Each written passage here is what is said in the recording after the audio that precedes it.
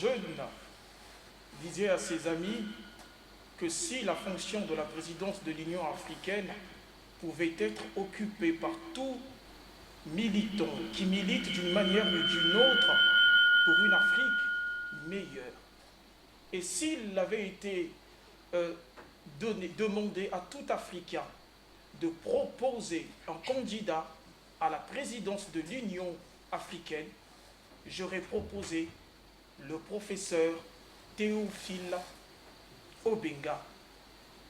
Un autre prit la parole et dit, moi j'aurais proposé le pasteur Serge Mbungu, auteur du livre Maintenant l'Afrique. Le troisième s'interposa entre les deux et dit, moi j'aurais proposé Alexis Bongo, avocat défenseur de l'Afrique, coordonnateur général de brigade spéciale. Un quatrième ami prit la parole et dit, moi j'aurais proposé John Nyong, ce jeune Sénégalais qui a fait ses preuves aux États-Unis aux côtés de l'ex-président des États-Unis, Barack Obama. Et aujourd'hui, John Nyong est sur ces terres d'Afrique. Il milite pour une Afrique économiquement forte. Enfin, le dernier entreprit pour dire, je ne suis pas contre vos souhaits, mais moi, j'aurais maintenu ma position, celle du président. J'aurais proposé justement le président Félix Tshisekedi Antoine, actuel président de l'Union africaine, qui disait dans une de ses allocutions, art, patrimoine, culture, levier pour construire l'Afrique que nous voulons. Il s'agit ici de l'Afrique que nous voulons. Mesdames et messieurs, nous sommes aujourd'hui le 25 mai, journée mondiale de l'Afrique. Certainement, vous voudriez d'une Afrique, mais laquelle? Et donc ce soir, nous avons reçu pour vous le professeur Théophile Obenga pour une Afrique que nous voulons justement. Je ne suis pas seul, je suis Dixon Klaus, votre humble serviteur, animateur présentateur de l'émission Convergence et Révolution culturelle. Je suis accompagné de mon co-animateur Freshnel. Freshnel, bonsoir. Bonsoir Klaus. Alors, ce soir c'est une émission, on va dire, inédite.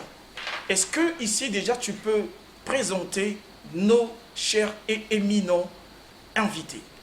Alors, je voudrais bien présenter le professeur Théophile Obenga parce que j'ai fait quelques recherches. Donc, il est né le 2 février 1936, ce qui revient à dire qu'actuellement, il a 85 ans. Et ensuite, il est égyptologue, il est linguiste, il est historien aussi.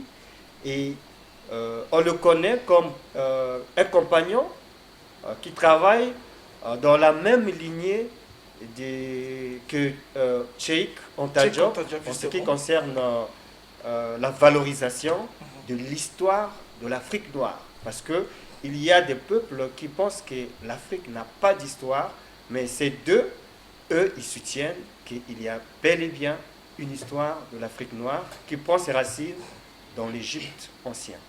Très bien. Alors, très rapidement, chers téléspectateurs, nous allons humblement accorder la parole au professeur Théophile Obenga, qui va s'exprimer pendant 30 minutes, nous le souhaitons vraiment, et ensuite, nous allons humblement accorder la parole aux différents invités que nous avons reçus ce soir. Professeur, bonsoir. Bonsoir. Nous vous accordons la parole pour cette journée unique. Nous sommes le 25 mai, journée mondiale de l'Afrique. Il s'agit ici de l'Afrique que nous voulons et non celle que les autres veulent pour nous. Cher professeur, nous vous écoutons. Merci beaucoup pour votre invitation. Je suis très heureux de me retrouver ici. C'est la journée, comme on dit, de l'Afrique. Et donc l'Afrique au niveau, disons, à l'échelle continentale. Donc il y a à peu près il y a très longtemps, il y a à peu près un siècle, les Africains qui ont été déportés pendant l'esclavage avaient pensé que l'Afrique devrait s'unir. C'était vraiment impératif pour eux. Je pense par exemple à Marcus Garvey, qui est un Jamaïcain, qui disait que l'Afrique aux Africains. Après, les Kwame Nkrumah, qui a été étudié à l'époque aux États-Unis, à Lincoln University, ils ont revenu avec ça en Afrique et ils ont vivifié, renforcé le panafricanisme. Et du coup, on a créé une organisation administrative qu'on appelait l'Organisation de l'Unité africaine, l'OUA. Et après, l'OUA a fait son temps, et puis on est passé de l'OUA à l'Union africaine. Bon, en réalité, que ce soit l'Union, que ce soit l'Organisation de l'Unité africaine ou l'Union africaine, c'était pas ça le but réellement de Kwame Nkrumah et des autres, de Jomo Kenyatta, de Nyerere, de Kenneth Kaunda, de Lumumba et de tant d'autres militants, surtout des Lutuli de l'ANC. C'était pas de créer une structure administrative à Addis Abeba, telle que l'OUA et telle que l'Union africaine. C'est une structure administrative. Il voulait créer une structure politique. Parce que Kwame Nkrumah nous disait, ayez d'abord le royaume politique, tout le reste vient après. Donc, il fallait créer le but du panafricanisme réellement est de créer un État fédéral à l'échelle continentale pour assurer la sécurité et la défense des peuples africains, assurer le contrôle et l'exploitation des richesses humaines et naturelles du continent africain, en priorité pour le bien-être des peuples africains. Et du coup, bâtir une Afrique, donc il faut des voies de circulation, aériennes, terrestres, maritimes, etc. Il faut nourrir l'Afrique, donc des grands pâturages d'élevage, de pêcherie, etc. Profiter des ressources forestières. Il fallait développer des instituts, des académies, des centres, des universités pour faire de l'Afrique quand même un continent de la modernité en déposant ici les sciences modernes, la technologie moderne. Bon, il fallait faire notre propre monnaie, hein, et il n'y a plus d'influence francophone, anglophone, lusophone, hispano. C'est l'Afrique. On est africain. On est citoyen africain. On n'est plus le terrain des zones d'influence des autres. Et c'est fini cette affaire-là, etc. Comme l'Europe n'a pas de zone d'influence, la Chine n'a pas de zone d'influence, l'étranger, les États-Unis ne sont plus une zone d'influence d'autres puissances. Donc il n'y a plus de zone d'influence, il n'y a plus de francophonie, il n'y a plus de France-Afrique, il n'y a plus de précaré, c'est terminé. Ça, c'est l'histoire du passé. Maintenant, l'histoire que nous voulons, c'est ça qu'on veut, la liberté, l'égalité. Bon. Ensuite, une fois qu'on faisait ça, on exploitait. Donc on était... Mais ce chemin est très difficile à faire, que l'Afrique soit... et puis on peut travailler avec le monde, dans le monde entier, on peut travailler en étant maître de ses richesses. Mais ce schéma est utile. Pourquoi? Parce que la souffrance est très longue.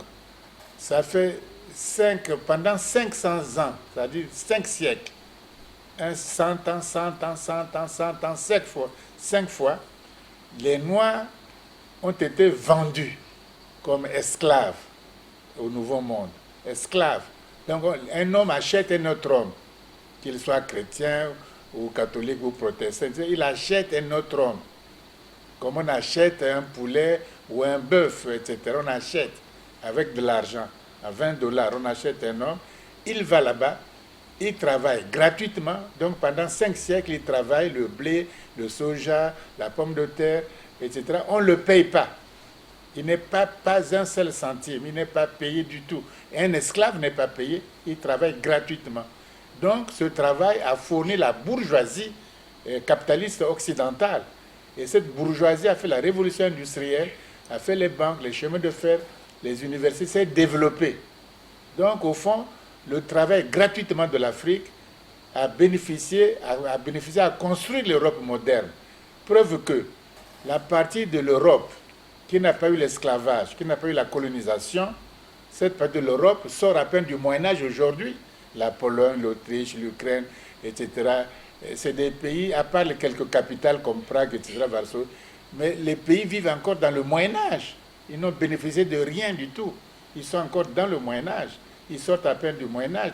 Dans leur campagne, il n'y a pas d'eau chaude, il n'y a pas d'électricité, ils ne connaissent pas ça. Mais la partie de l'Europe qui a bénéficié du travail gratuit, de l'Espagne jusqu'en Suède, du travail gratuit des Noirs pendant 5 siècles, ils ont bénéficié, ils ont créé un capital moderne, le capitalisme, ont créé ça. Voilà. Donc, au fond, l'Europe n'acceptera jamais, l'Occident n'acceptera jamais que l'Afrique soit indépendante. Ils font l'assassinat, ils font la prison. Kwame Nkrumah était en prison, il n'a rien fait. Mandela a fait presque 30 ans en prison, il n'a rien fait. Jomo Kennedy était en prison, Kenneth Kaunda était en prison, Lumumba était en prison avant qu'on le tue. Voyez-vous? Donc, Nobi on l'a tué, Félix Moumi, on l'a tué, partout Boganda a été tué systématiquement. Tous ceux qui veulent lever la tête pour sauver l'Afrique, ils sont ou isolés comme Kwame Nkrumah, ou mis en prison, ou des coups d'État comme Kwame Nkrumah, etc. etc. C'est ça qu'on a fait, on a tué Cabral, etc. Et systématiquement. Et Sankara, le dernier. On a tué Sankara, le dernier. Ils ne veulent jamais qu'on parle de l'indépendance, de la liberté, de l'égalité, du développement de l'Afrique. Il faut faire des compromis, il faut attendre, c'est trop tôt, c'est pas trop, il faut faire des choses comme ça. Là. Et du coup, on ne va pas se développer.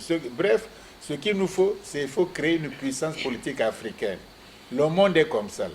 Voyez-vous, je vais vous donner un exemple très rapidement.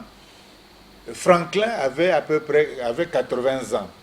Benjamin Franklin, qui était un physicien, c'est celui qui a fait le paratonnerre aux États-Unis. Il a pris des jeunes gens qui avaient 28 ans, comme Jefferson, qui sera président. Washington avait à peine une quarantaine. Et il a pris Madison, qui avait 30 ans, Hamilton, qui avait 33 ans. Il a regroupé ces jeunes autour de lui. Il faut faire une constitution de la Confédération des États-Unis d'Amérique. Ils ont créé donc la Constitution. Ceux qui adhèrent à cette Constitution-là forment du coup l'État fédéral. Et l'État fédéral était créé au début avec 13 États seulement. Aujourd'hui, les États-Unis en ont presque une cinquantaine. 13 États seulement. Et d'autres avaient des réticences, bien sûr, notamment le sud esclavagiste. Demander à la Géorgie de quitter aujourd'hui les États-Unis, ils ne vont pas quitter. Demander à la Caroline du Sud de quitter les États-Unis, ils ne vont pas quitter. Mais il y avait des réticences. Et ce sont des jeunes gens de 30 ans, de 28 à 30 ans, qui ont créé ce que nous appelons les États-Unis d'Amérique aujourd'hui. Ils ont dit qu'il faut créer les États-Unis dès maintenant. Pourquoi? Parce qu'on peut diriger le monde, on peut être puissant, et ainsi de suite.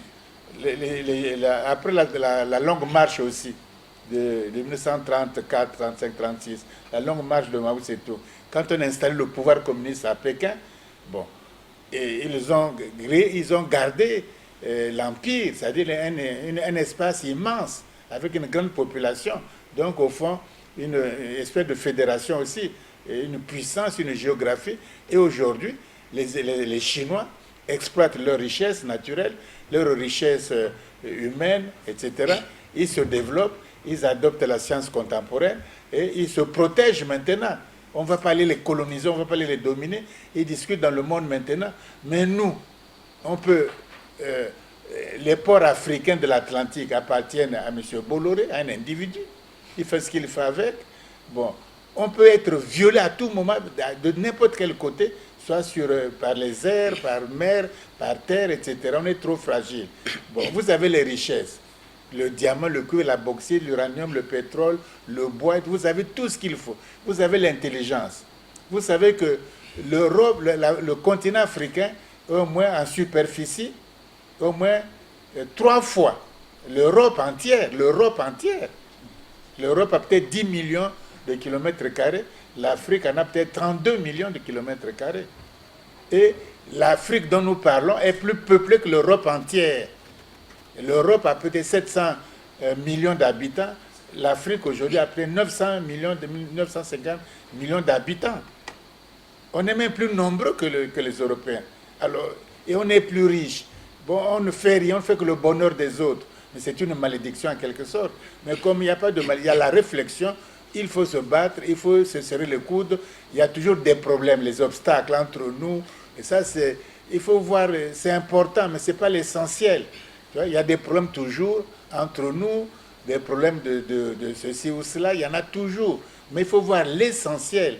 Si nous ne faisons pas attention, vous verrez que quelqu'un qui est à Paris, qui n'est pas malien, qui n'est pas citoyen malien, hein, mais les choses qui se passent en Mali, il y a du désordre peut-être, mais il commence à crier qu'il faut des tuer, cibler, hein, il faut faire ceci ou cela. Et la CEDEAO ne dit rien, et l'Union africaine ne dit rien. C'est quelqu'un qui, depuis Paris, se met à crier en disant que c'est comme si les choses se passaient en Corée du Sud, et puis un gars, le président de la Gambie, commence à dire, si vous ne faites pas attention là-bas, en Corée du Sud, moi je vais intervenir, je vais vous sanctionner, je vais faire ceci ou cela. Donc au fond, vous êtes ces sujets, vous êtes des victimes. Est-ce que c'est possible? Quelque chose se passe en France, hein, en bien ou en mal, des choses comme ça, et quelqu'un qui habite l'Écosse va dire que si vous n'intervenez pas, mais vous voyez que l'esclavage continue, non?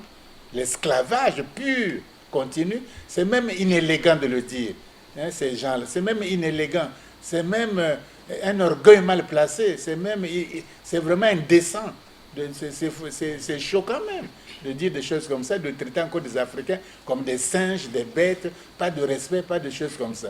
On peut pas, et le monde entier entend cela, hein? Donc on est comme des pauvres diables. Vous vous bagarrez entre vous, la famille, c'est malheureux. Bon, on règle ça en famille. Hein? On règle ça en famille. C'est pas un type qui quitte Kamtchatka là-bas et vient régler tes problèmes avec ta femme et toi et ta femme, vient régler là-bas. Qui quitte la Géorgie vient régler tes problèmes. Voyez-vous, cette arrogance est continue. L'Afrique n'est pas aimée par aucun Occident. Aucun occidental n'aime l'Afrique. Aucun. Aucun, ils ont beau faire la France avec les francophonies, c'est du cinéma. Oh, ils n'aiment pas l'Afrique. Vous ne le comprenez pas assez. Il n'y a pas de mauvais de construire sa maison, de faire avec ça. On peut faire maintenant. Ce n'est pas mauvais, ce n'est pas criminel. Mais tel que nous restons esclaves, comme ça, là, même des gars qui ont moins d'expérience, il y a même un manque de respect total. Manque de respect total des Africains. Si on fait ça au Mali, mais c'est la même considération au Tchad, la même considération dans tous les autres pays. Mais est-ce que vous ne comprenez pas ça encore? On vous humilie à chaque seconde et puis on ose accepter ça à chaque seconde. Mais enfin, quand même, c'est pas normal. Hein? Les intellectuels ne disent rien, les associations ne disent rien, les partis politiques ne disent rien, les chefs d'État ne parlent pas, la fameuse Union africaine ne parle pas. D'ailleurs, il ne peut pas parler parce qu'il reçoit l'argent de l'Union européenne. Tu as déjà vu une association politique ou administrative de l'Asie recevoir l'argent gratuitement de l'Union européenne? Il n'y a que nous à le faire. Donc on veut être esclaves nous-mêmes. Ce que d'ailleurs un ami de Montaigne, Étienne la Boétie, appelait la servitude volontaire. Donc tu veux être volontairement esclave. C'est ça qu'il s'appelait. Il a écrit son livre, il avait 18 ans. Il écrit ça en 1548. C'est-à-dire, tu veux être volontairement esclave. La servitude volontaire. Et pas de révolte, et on te donne des petits chocolats, des petits bonbons, et tu t'en contentes, etc. Mais jusqu'à quand les Africains n'ont pas assez souffert? L'esclavage, c'est pas assez? La traite négrière, c'est pas assez? La colonisation, c'est pas assez? Et aujourd'hui, on fait quoi? Les traités, les accords, les choses comme ça. On est endetté, on se moque de vous, les pays les plus pauvres. On n'a aucune voix sur le plan international. Le Conseil de sécurité vous ignore totalement. Hein? Le commerce mondial, on t'exclut. Hein? On n'a pas le nucléaire. Quant à l'espace, on n'en parle même pas. Donc, on vous appelle même les pays de la merde, pour être franc. C'est-à-dire les pays qui sont dans le rebut. On rejette le rebut. C'est les pays qui sont à jeter. Mais les gens sont moins francs de le dire, vous êtes les pays de la mer, au moins ça c'est franc. Les autres n'en pensent pas moins, il faut même pire que ça. Alors, jusqu'à quand comprendrons-nous les choses? C'est pas méchant, c'est pas aller en guerre, ce n'est pas une violence, c'est simplement un droit de la détermination d'être ce qu'on veut être et de se faire respecter dans ce bas monde-là. Si on ne fait pas ça, on se contente des petits trucs de la gloriola, une fois passé, etc. On végète, on a connu tous les régimes. On végète en Afrique. Il y avait père de la nation. On a connu ça, non? Les pères de la nation. Ils sont plus, il n'y a plus de pères de la nation. Ils ont laissé les nations dans quel état, etc. Ils ont laissé l'Afrique dans quel état. On a connu toutes ces choses-là. Donc, ce n'est pas ça la solution. La solution, c'est le panafricain, l'État fédéral. C'est la seule solution. C'est difficile à faire, mais l'Afrique peut le faire. Et puis, quand l'Afrique va le faire, vous verrez que le changement. Mais ça sera difficile parce que l'Occident va dissuader, va boycotter, va faire des complots, va faire l'assassinat. Et va intervenir, comme il crie depuis Paris, pour ce qui se passe au Mali. C'est leur comment dire ça, c'est leur manque de pudeur même de le faire. C'est la politique qui exige quand même un peu de pudeur. On ne peut pas crier comme ça à des adultes africains. On ne respecte même pas l'Afrique. C'est un manque de respect. Mais vous ne voyez pas ça? C'est même une injure. Mais enfin, jusqu'à quand on va continuer à subir ces choses-là? Hein? Au nom de quoi? Hein? Réveillez-vous quand même. Prenez des risques. Il y en a qui sont morts. Mais si on est mort, au moins quand même pour quelque chose de glorieux, Lumumba a donné son sang. Les Kwame Nkrumah étaient en prison. Sékou Touré en a bavé. Cabral l'a tué à bout portant à Conakry. D'accord, cher professeur. Nous avons sur ce plateau des invités qui ont prévu des questions à vous poser. Donc rapidement, nous allons accorder la parole au coordonnateur général d'abord, Alexis Bongo, l'avocat défenseur de l'Afrique. Voilà. Oui, merci Dixon, mais la situation est tellement solennelle, tellement compliquée, la journée mondiale de l'Afrique, après que le professeur ait parlé, c'est très difficile d'avoir quelque chose à dire, d'autant plus que le monde entier nous suit. Je préfère botter en touche là où il y a Serge Mbungu, voilà. Ouais. Monsieur Afrique, écrivain, panafricaniste, pasteur, peut-être que lui, il va trouver quelque chose comme une question, quelque chose à dire. Mais en tout cas, je lui fais la passe. Merci, mon frère Alexis Bongo et à toute la maison d'IRTV. Comme l'a dit monsieur des productions qui est arrivé tout à l'heure ici, avant que la scène ne commence. Monsieur Cléver. Voilà, c'est un honneur que vous nous faites d'être aux côtés de cette icône de l'intelligentsia africaine, pour ne pas dire universelle. C'est un honneur et chaque fois que nous en aurons l'occasion, nous ne manquerons pas de nous afficher parce que c'est beaucoup d'Africains qui auraient souhaité être aux côtés de cette grande figure de l'histoire africaine, surtout en ce jour symbolique, le 25 mai, qui est consacré à l'Afrique.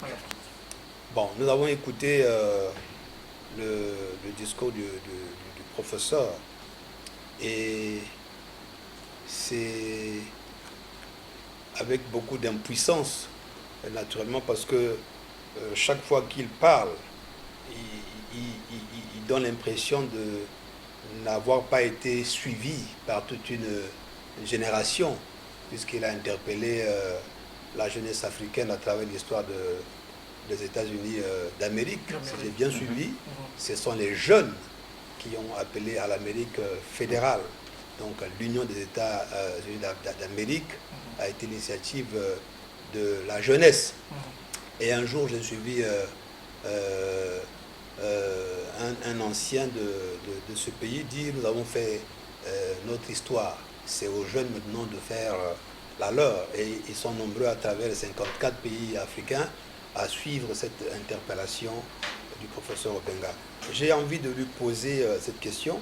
Pourquoi il y a comme cette cassure entre cette grande lutte que vous avez menée, alors de haute main, il faut le dire, aux côtés du professeur Cheikh Anta Diop que vous avez évoqué, et les générations qui ont suivi?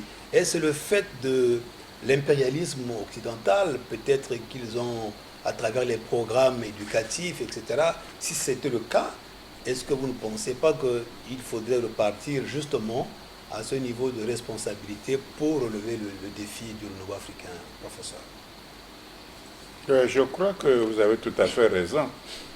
Par exemple, l'UNESCO, au temps du professeur Mokhtar Mbow de Dakar, quand il était directeur général de l'UNESCO, ils avaient un projet, on a écrit l'histoire de l'Afrique en 8 volumes. En 8 volumes, au plan international, donc assez objectivement. Et il restait que les Africains, les pays africains, le livre existe en français, en anglais, en arabe même, mais en kiswahili aussi, je crois. Donc il restait que les pédagogues, que les pédagogies africaines prennent ce livre et le simplifient et fassent des manuels, qu'on enseigne donc l'histoire du continent africain à toute l'Afrique, à toute la jeunesse africaine. Mais il y a des difficultés aujourd'hui à ce que l'UNESCO poursuive ce travail de simplifier les ouvrages et avec l'aide des États africains, de simplifier. Ça devrait relever les consciences, parce que ce qui manque le plus, c'est la conscience historique. Les animaux ont peut-être la mémoire, peut-être, mais ils n'ont pas de conscience historique. Seul l'être humain a la conscience historique. Il sait lire plus ou moins le passé et il peut décrire la situation actuelle et il a la capacité intellectuelle, culturelle de projeter l'avenir, même flou, de projeter, de faire une perspective, de projeter l'avenir. L'être humain peut le faire. Bon. Donc, rapidement aussi, si on loupe, ça peut louper, hein, c'est la faute de personne. Le général Simon Bolivar, d'où le nom Bolivie. Et il était le libérateur de l'Amérique latine. Au congrès de Panama, il a dit aux pays, aux États-nations de l'Amérique du Sud, là, de faire aussi une fédération de l'État de l'Amérique latine, fédération. On est tous des catholiques, des chrétiens, on parle tous plus espagnol, même le portugais, le Brésil parle portugais, mais c'est voisin. On est tous pareils, etc. Il y a beaucoup de chances de réussir notre fédération. Bon. Il y a eu le rejet du projet de Bolivar au Congrès de Panama. Et aujourd'hui, aucun pays, et pourtant l'Amérique latine est plus riche, et ils ont la forêt, ils ont l'Amazonie, ils ont toutes les forêts, le pétrole, ils ont des richesses plus que même l'Amérique, les USA. Mais comme ils ont loupé la fédération, hein, par chacun pour soi, etc. Et aujourd'hui, dans le monde, on s'en fout d'eux. On les connaît quand il y a les problèmes de drogue au plan mondial, au plan international. C'est des narcotrafiquants, c'est comme ça qu'on les appelle, les narcotrafiquants. Autrement, ils ne comptent pas. On ne sait pas qu'est-ce qui se passe. Peut-être quand il y a le football, hein, les Brésiliens ou les Argentins au tas de Maradona, peut-être. Mais autrement, on n'en parle pas. On n'en parle pas. Ils ne représentent rien au plan mondial. Ils ne représentent rien au plan international, ni militairement, ni techniquement, ni intellectuellement, ni culturellement, ni encore moins politiquement. Politiquement, il n'y a rien du tout. Parce qu'ils ont loupé. Ces choses-là, il ne faut pas louper. On vous dit depuis longtemps, faisons l'État fédéral. Il y a les juristes qui peuvent faire. Il y a des règles de jeu. C'est un État démocratique et républicain, etc. Bon, on ne veut pas le faire. Parce que, mais les Africains qui viendront dans un siècle, nous ne serons plus là. Aucun de nous qui vivent aujourd'hui sera là. Dans un deux siècles, ils seront esclaves. Ils seront encore esclaves. Parce que nous, on a hésité. On n'a pas voulu faire. On a eu peur de le faire. Et ils vont payer, à moins qu'ils soient encore recolonisés. Parce que le monde est méchant. Il n'y a pas de fraternité, d'égalité. D'ailleurs, ils disent maintenant actualité. Ils ont barré le mot égalité. Tu vois.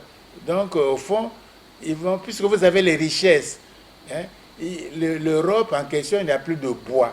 Ils n'ont pas de forêt, ils n'ont pas de mines, ils n'ont pas de diamants, ils n'ont pas d'uranium, ils n'ont pas d'hydrocarbures, il n'y a rien du tout. Même le Brexit, c'est quoi? C'est que l'Angleterre ne veut pas qu'on ait pêché ses poissons. Voilà, il dit c'est les poissons, l'eau appartient à mes poissons.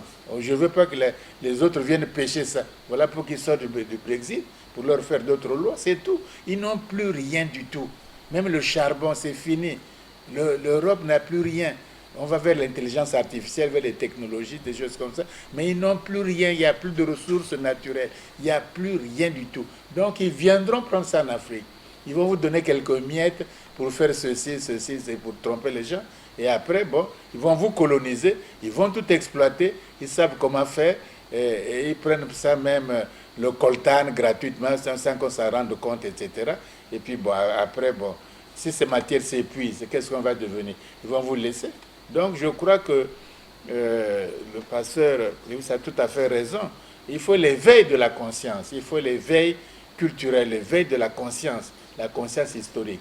Or, aujourd'hui, la conscience historique africaine n'existe pratiquement pas. Il faut la conscience. C'est ça qui fait la différence entre l'être humain et l'animal. La conscience, la raison, la réflexion. C'est ça, c'est fondamental. Et s'il n'y a pas de réflexion, il n'y a pas de raison, il n'y a pas de conscience historique, on a beau faire, on restera dans les slogans militants, mais on n'avancera pas, on ne prendra pas de risques, etc.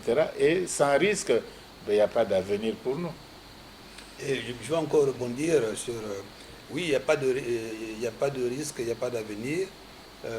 Est-ce que cette peur de la conscience politique, professeur, n'est pas justifiée? Puisque vous l'avez dit, les hommes d'État qui ont essayé de prendre des risques, vous avez évoqué le cas de Cabral, le cas de Lumumba. Bon, est-ce que ce n'est pas une peur justifiée? Qu'est-ce qu'il faut faire finalement pour surmonter cette lacune, professeur?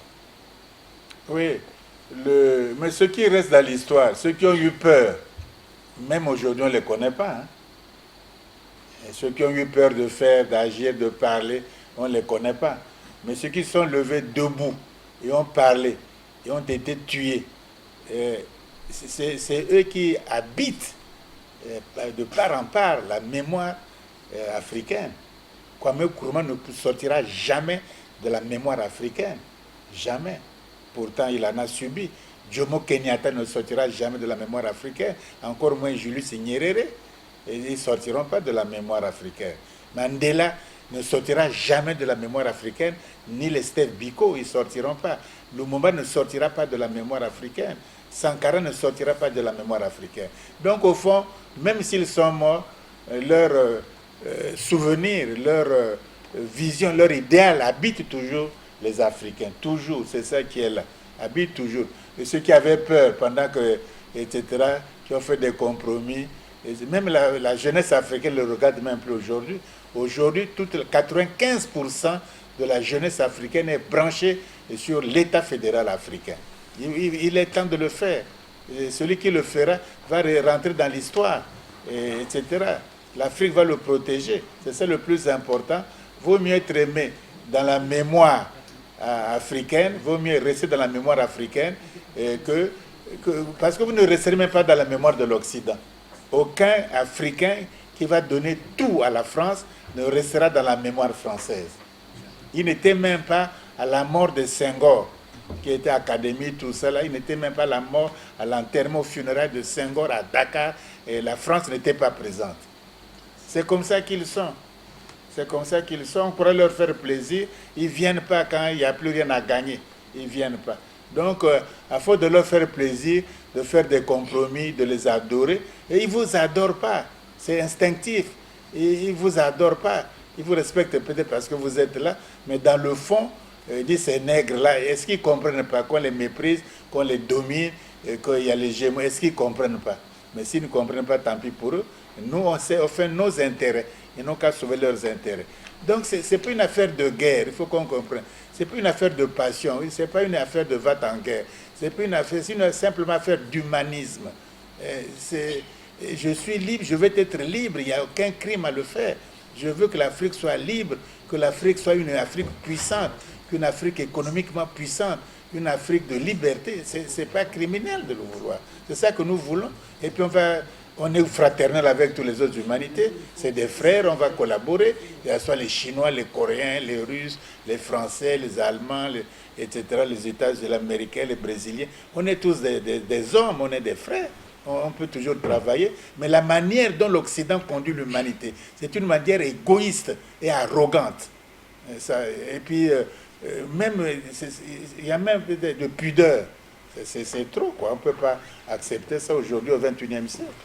D'accord, professeur. Alors, moi, je voudrais aussi poser une question, mais d'abord, à vous entendre parler dans votre discours, c'est comme si il n'y a pas d'espoir. C'est comme si l'Afrique est un continent enfantin, puisque il ne fait que subir ce que les autres lui imposent. Il est là comme un enfant qui ne fait que demander.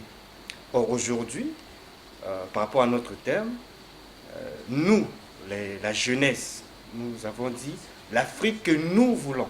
Nous avons nos aspirations, nous voulons cette liberté, nous voulons une Afrique pour nous, une Afrique qui nous sera profitable.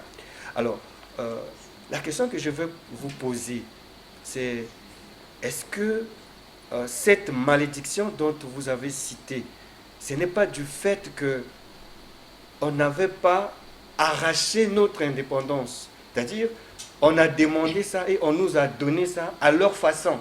Ça ne s'est pas passé comme en Algérie où ils se sont mis debout, ils ont combattu l'envahisseur et chez eux au moins, par rapport à chez nous ici, ils sont quand même un peu développés, ils sont quand même un peu libres. Alors, est-ce que c'est ça la cause de nos liens? Est-ce que c'est le fait que on a tendu la main, on a demandé notre liberté au lieu de l'arracher par la force comme les autres l'avaient fait? Est-ce que ce n'est pas ça qui fait que nous serons toujours comme des enfants? Oui, je crois que tout tourne autour de De Gaulle. Je vais expliquer rapidement. De Gaulle est un général, un militaire. Il est très stratège. Très stratège. L'Afrique, la France est battue, occupée, ce qu'ils appellent l'occupation, par l'Allemagne nazie, par les troupes d'Hitler. Ils quittent même Paris, ils sont à Vichy avec Pétain. Et De Gaulle n'accepte pas ça, il va à Londres. Et les militaires de Vichy se réunissent et condamnent à mort par contumace le général De Gaulle. Il est condamné à mort par désertion de l'armée française. Il est condamné à mort. Il dit que je s'en fous. Il a pris le risque, il part à Londres. Il fait son discours là-bas pour le rallier. Il vient en Algérie. Il y a plus gradé que lui. Il ne se plaît pas, il ne se trouve pas à l'aise. Il quitte l'Algérie, l'Alger. Il va à Dakar. Là-bas, il n'est plus à l'aise non plus. Il ne se sent pas bien. Et il vient à Brazzaville. Il fait de Brazzaville, ici au bord du fleuve Congo, la capitale de la France libre, de la France combattante. Et il rallie sa troupe, etc. Et il appelle un jeune militaire, le colonel Philippe de Hautecloque Leclerc. Il l'appelle, il lui trace un plan. Il dit, tu vas libérer Paris. Tu passes par le Tchad, Koufra, tout ça, tu vas aller libérer Paris. Et Hitler libère Paris. Avec qui? Il n'y a pas d'armée militaire française. Ils sont à Vichy. Il n'a pas un militaire français avec lui. Il libère Paris avec des Noirs, que vous appelez tirailleurs sénégalais ou tirailleurs africains. Il libère Paris. Montrez-moi les documentaires de la libération de Paris. Ils ne veulent pas montrer ça parce qu'on ne verrait que des Noirs. Il y en a quand même. Mais on va quand une petite jeep qui passe avec un petit caporal, là, il n'y a rien du tout. Mais c'est quand De Gaulle rentre dans Paris, avec le clerc à côté, quand il dit Paris martyrisé, Paris meurtri, Paris ceci ou cela, c'est en ce moment qu'on voit le film documentaire. Parce qu'il n'y avait pas d'armée, c'est Vichy, donc c'est Vichy qui a libéré Paris. C'est Vichy qui a libéré Strasbourg. C'est Leclerc qui a libéré. Paris avec les Noirs. Bien sûr, en même temps Strasbourg avec les Noirs. Il n'y avait pas d'armée française. Elle était où? Elle était à Vichy. Il n'y avait pas. Qui était, sinon De Gaulle n'avait pas besoin de clerc, de le faire venir à Brazzaville. Et puis il les formait ici, les anciens combattaient, etc., etc. Donc vous voyez le mensonge historique déjà. Hein, on veut croire qu'ils ont libéré Paris. Moi je veux bien, mais qui a libéré Paris? Ils avaient fui. Paris était occupé. De Gaulle avait fui, il n'y avait rien. Il y avait que même Jean Moulin, il était à Lyon là-bas. Hein, et la résistance à Lyon. C'est pas la résistance qui a libéré Paris. C'est Leclerc, le colonel Leclerc qui a libéré Paris. Et De Gaulle est rentré en venant d'où? Il venait en venant de Brazzaville. De Gaulle est parti marcher sur Paris, sur les Champs-Élysées en venant de Brazzaville, en partant de Brazzaville. C'était la capitale de la France libre. Voilà l'histoire, etc. Même quand le président de la République s'assoit, a fait ça, ça a fait de Gaulle. Ils ne sont même pas venus. Ils ne sont même pas venus parce qu'il y a un mépris du noir. Ils ne sont même pas venus. Ils ont envoyé le ministre des Affaires étrangères qui a parlé vaguement de ces choses-là. Ils sont irrespectueux. Voilà. Donc, au fond, De Gaulle, quand il a libéré Paris, il a une vision, c'est la grandeur de la France. C'est ça qui l'intéresse, pas autre chose. Parce qu'il faut avoir une vision politique. Il est stratège, la grandeur de la France. Il écrit au président américain, hein, il dit « Je quitte l'OTAN ». Il écrit, il dit, c'est fini, la France n'est plus membre de l'OTAN. Je quitte l'OTAN. Je ne vais pas obéir à l'armée américaine. Il y a l'armée, on va faire l'armée française. Il quitte l'OTAN. Les députés élisaient le chef de l'État. Aujourd'hui, il y a la majorité, on tue le président de la République. Demain, il y a la majorité renversée. Ça dure même parfois 24 heures seulement. Il a dit, pas question. On fait le vote au suffrage universel direct, qu'on élit la 5e République. Hein? C'était impossible, c'était qui croyait. On dit c'est difficile de faire, on peut organiser tel projet. Il a fait ça. Donc le président est élu au suffrage universel direct. Et nous copions ça. C'est De Gaulle. Ensuite, il a dit que les Américains ont lancé une bombe à Hiroshima et Nagasaki. Le monde a changé. Ce n'est plus les Pemaka. Il faut faire la bombe nucléaire française. Ils ont commencé à faire les essais en Algérie. Ils ont encore des contentieux aujourd'hui. Oui. Après, ils sont partis en Polynésie. Ils ont une force nucléaire qui a fait la force nucléaire de la force nucléaire de la France. Cette force-là, qui l'a constituée? C'est De Gaulle. Ce n'est pas les autres là, c'est De Gaulle. C'est lui qui a fait ça. Et quand De Gaulle a fait ça, a fait la Constitution, a changé, il a dit maintenant, attention, au lieu de faire des guerres au Vietnam, des guerres en Algérie, des guerres partout, là, allez voir les Noirs là, qu'il est le doté de détermination, qu'ils gèrent leurs affaires. Et les lois cadres, on a fait, bon, qu'ils veulent l'indépendance, ils prennent. C'est Touré dit qu'il préfère l'esclavage que de manger le beurre dans l'esclavage. Tu vois, il a pris son indépendance. Bon, les autres, De Gaulle a donné l'indépendance, mais il a donné l'indépendance pour que vous soyez dans la francophonie, dans la France-Afrique, dans la communauté, ils appelaient ça autrefois comme ça, dans la communauté française, franco-française, dans la communauté. C'est-à-dire, pour avoir toujours les intérêts du pétrole au Gabon, de l'uranium, de ceux-ci, ceux qui exploitent toujours ça, presque gratuitement.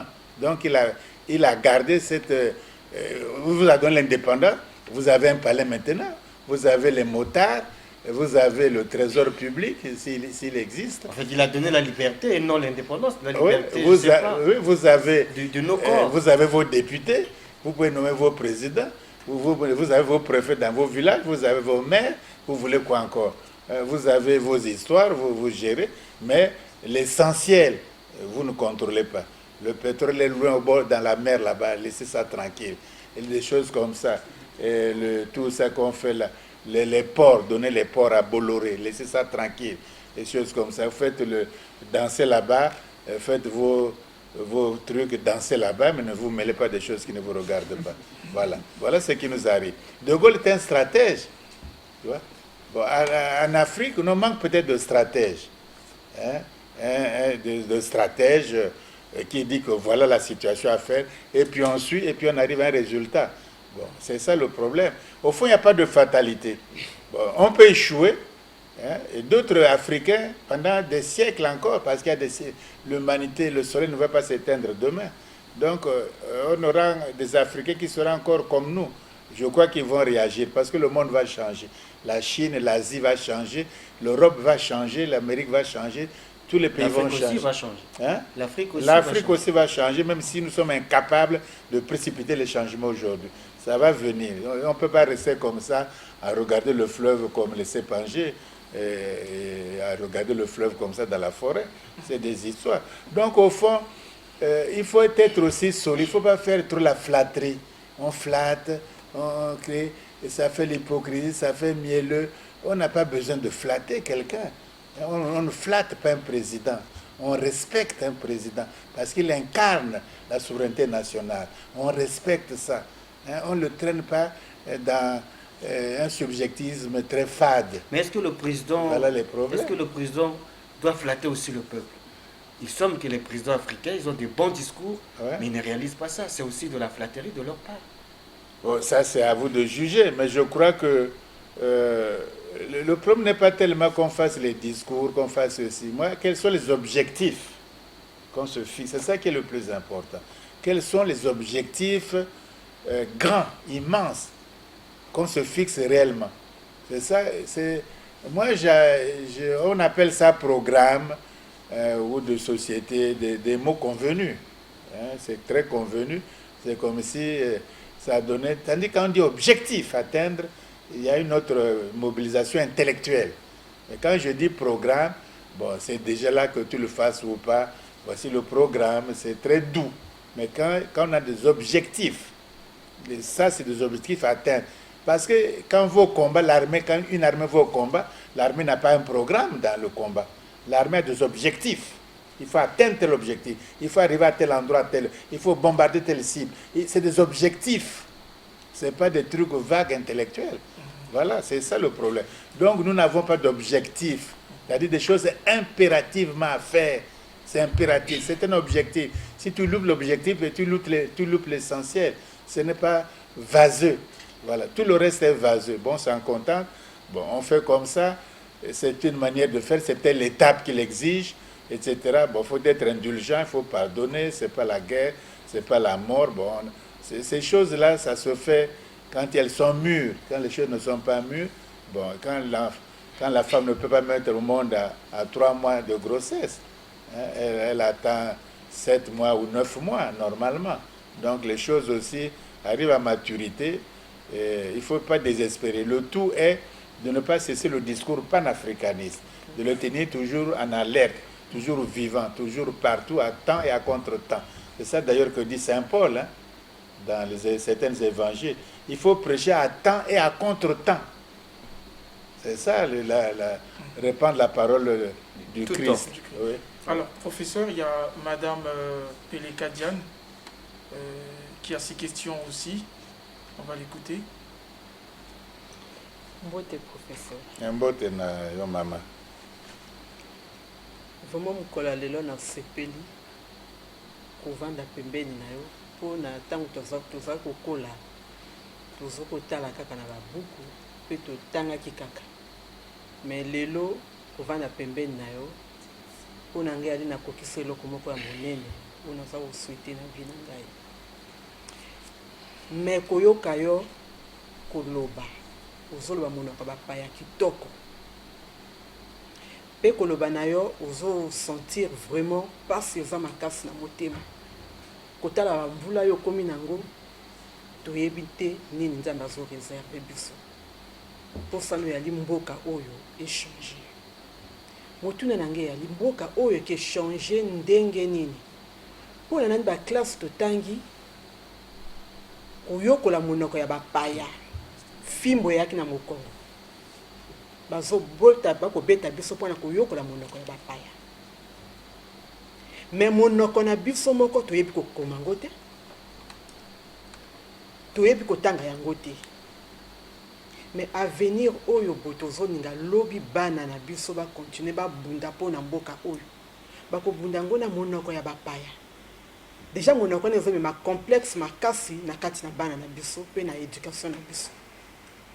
Quelle culture tokopia bana na biso tango tozotangisa na baklasse monoko ya bapaya mpe bakambo ya bapaya au lieu que totangisa bango ya mboka na biso moko en tant que professeur tokotangisa bana na biso bato tu otangi bakombo na bango balumumba totali bakimbongi ba Simon Kimbangu tomoni bakipa vita tomoni bato ebele bakadafi bana bato ebele Winnie Mandela babundi bitumba bato minene ya Afrique babundi mpona mboka oyo mpona Afrique mais bana na biso bayebi histoire yango te bayebi bato wana te tokodoka bana meme ya mikie mibale misato oyo bakomi parfois bambula na biso otuni bango Bweta Mbongo azalaki nani bato bayebi histoire ya Bweta Mbongo te mais je faire partie de la culture na biso papa loba na biso tokokende na mboka oyo ndenge nini changement ke ala ndenge nini soki jusqu'à présent biloko tu yalika ya bapaya église yali ya bapaya kolia biloko ya bapaya monoko ya bapaya tozotriche kaka ya bapaya complexe koti na bana biso tokobunda itumba ngo ndenge nini tonke toalanga kaka na kati ya biloko ya bapaya na motuna wana est vrai ya suka ba mituna nyonso mais ezo dépendre kana biso parce que dans bamboka misusu ya Afrika notamment l'Afrique ya l'Est bakoloba ke le Kiswahili et partout ba discours na Kiswahili ya l'État ba émission kotanga ba journaux l'école nyonso na Kiswahili donc comme l'école la langue nationale biso moko pe tant que tosalaki congrès monene na Lagos na Nigeria festival deuxième festival ya ba art africain na ba Wole Soyinka bato nyonso choisir que na ba ndinga tokokopona pona Afrika evana Kiswahili bon na biso aba na Congo so to décider to songisa Kiswahili na bana na biso moko na kopesa bino même mvula mobimba te bato nyonso bakoyiba Kiswahili bato nyonso parce que Kiswahili ye lokola lingala yali ndinga bantu biso pe tozoloba bandinga bantu donc c'est facile pour nous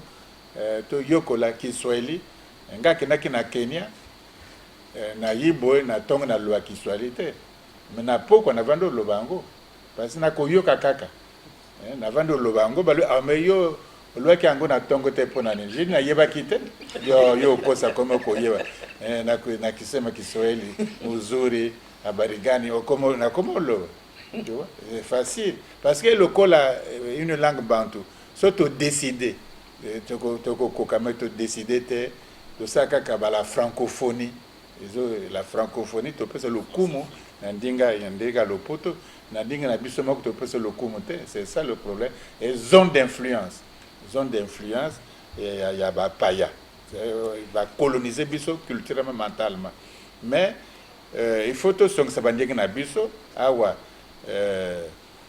lingala munukutuba Kiswahili Chiluba en RDC Kiswahili etc. Il faut to yiko bandinga wana makasi te il suffit katoling par exemple le président Kagame ya Rwanda ba ba français te le kola bisope parce que colonie belge mais il y a le makambo wana esili la langue la plus importante dans le monde aujourd'hui est kaka anglais mais les Rwandais les anglais facilement et ils parlent même anglais même à Bossani même le poto anglais la Bossani français comment le kaka anglais parce que président a imposé allez faites-moi ça il suffit qu'à décision politique sur lui na Congo tout ça là qui soit au moins d'un an batonyo so ba kolwa Kiswahili mais yuluma biala parfois yemba kana Kiswahili mapendo na kupenda c'est mapendo etc. c'est l'amour na kupenda je t'aime bon est-ce que bango on apprend ça facilement et le ko la ka ndinga tuzolo mais c'est vrai parce que tant que ça là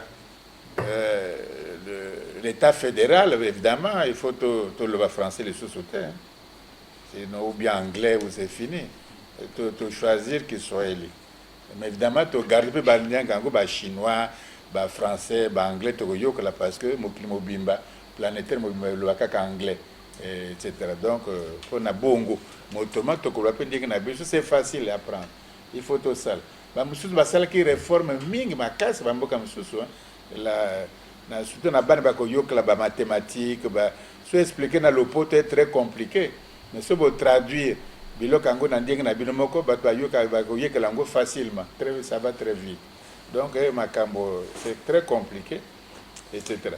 Bon maintenant il faut peut-être du complexe dans lopoto te so lo balingala o lo ya bien le kolanga ibote so lo ba munukutuba il faut le appeler munukutuba bien le kolanga te so lo ba kiswahili la même chose so lo ba anglais il va pas anglais malamu parce qu'il faut maîtriser ça parce que o lo français peut à malamu parce que c'est pas tellement le français c'est ta pensée à toi c'est comment tu penses tu maîtrises la langue et kaka outil yo motobola mbonda yo motobola guitare mais yo bien c'est guitare à beta guitare te yo motobeta guitare donc c'est le ko la mota piano à beta piano de mon côté yo moto pianiste yo motobeta piano donc c'est ton habileté à maîtriser ça à ne pas être victime à exprimer ce que tu vas sentiment na yo au sentiment ba sentiment na yo yo makanisi na yo yo moto zo exprimer ngo na ndinga wana mais esclave ndinga bato kwango ka l'espèce d'outil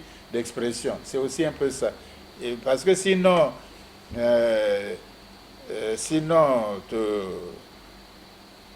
ce que Senghor disait à peu près j'enseigne le français au petit français donc bango peut bailler le potango bien hein ouais bailler bien bailler bien au lycée on les battait même dans leur langue française même à l'université hein. Devant nous battre bango Tati Loutard à Bordeaux il faisait les dissertations plus que les petits français c'était connu tu vois donc au fond c'est très complexe très complexe on voit bien que ça gagne le rap parce que c'est éducation et l'indinga et c'est très compliqué pour les locaux c'est un peu rapide mais il faut un cadre des spécialistes des cadres des pédagogues ça fait partie du développement d'un pays aussi c'est vrai le développement les Chinois ils ont leur langue même si l'ambassadeur Mafouli ici parle bien français mais il connaît le chinois tu vois l'un n'exclut pas l'autre donc le français c'est même un avantage yo yebi ndinga na bango bako yebi ndinga note donc makamusu ko to la ndinga na biso bango ba yebi yango to ndinga na bango mise na biso te bako ko bomba biso le côté donc on connaît tout donc c'est un problème très complexe j'aime vraiment me tourner à ma casse ça va se régler petit à petit selon les circonstances. Voilà donc chers professeurs, nous sommes à la fin de notre première partie de cette émission Convergence et Révolution culturelle. Il s'agissait ici de dire, de souhaiter, de souhaiter une Afrique que nous voulons. Et la dernière question s'inscrit dans la philosophie de la citation justement de son Excellence, le président de la République démocratique du Congo, qui disait culture, art, patrimoine, levier pour construire l'Afrique que nous voulons. Et donc la question sur la langue rentre aussi dans cette optique. Et il disait pour finir que justement le patrimoine, la culture, l'art nous permettront justement de faire un retour sur nos racines. Mesdames et messieurs, c'était Convergence et Révolution culturelle. Nous vous disons bonsoir.